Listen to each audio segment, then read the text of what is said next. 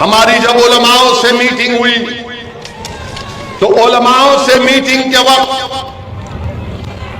ہمارے معزز علماؤں نے ہم سے کہا کہ اسد الدین اویسی صاحب، آپ اپنے بھاشن میں، اپنی تقریر میں آپ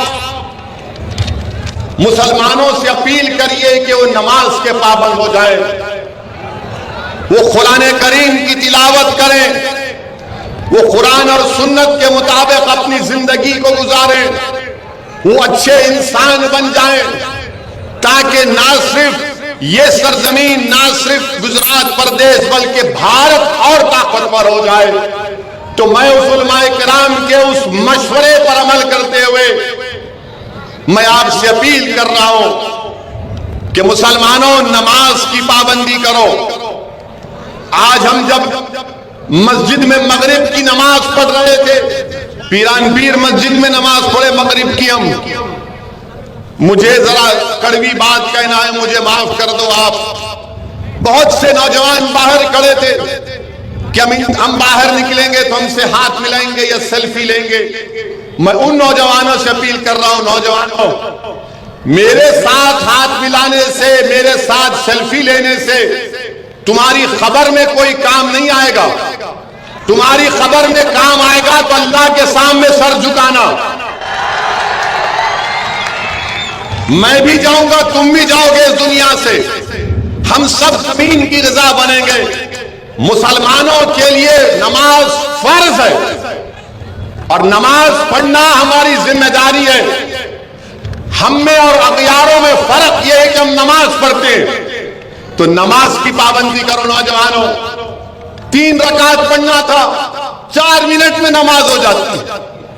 ایسا گئے، وضو کرے، آئے، 3 رکعت پڑھے، پہلے 3 کی عادت ڈالو، پھر 2 کی پڑھیں گی، پھر 2 کی پڑھیں گی۔ مگر دیوار کے پاس کھڑے ہو کر لوگ دیکھ رہے تھے کہ کب نکلے گا اویسی۔ کیا تم یہ سوچے کہ اللہ دیکھ رہا تھا کہ تو دیوار تک آگے اندر آ جاتا تو میں اپنی رحمت کو تجھ پر اور نازل کر دیتا؟ تو اس لیے میرے نوجوان دوستوں، بھائیوں، بزرگوں، نماز کی پابندی کریے، قرآن شریف کی تلاوت کریے، اللہ سے اپنے رشتے کو مضبوط کریے۔ اور جب ہم اپنے اس رشتے کو مضبوط کریں گے تو انشاءاللہ تعالی دین دنیا میں اللہ ہم کو کامیاب اور کامران کرے گا۔ تو میری آپ سے دبن گزارش ہے کہ قرآن اور سنت کو اپنائیے، اچھے انسان بنیے، طاقتور انسان بنیے، کمزور نہیں، طاقتور بنیے۔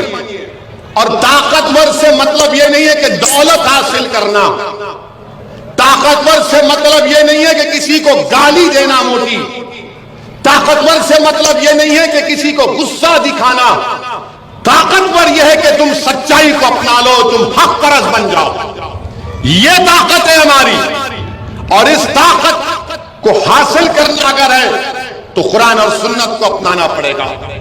یہ میں نے علماء کے، مشائخین کے پیروں کے پاس بیٹھ کر سنا ہے، یہ میرے الفاظ نہیں ہیں، یہ اللہ والوں کی زبان سے میں نے سنی ہے، اہل دل کی زبانوں سے سنا ہے، اور ان کے سنے ہوئے الفاظ کو آپ کے سامنے رکھ رہا ہوں۔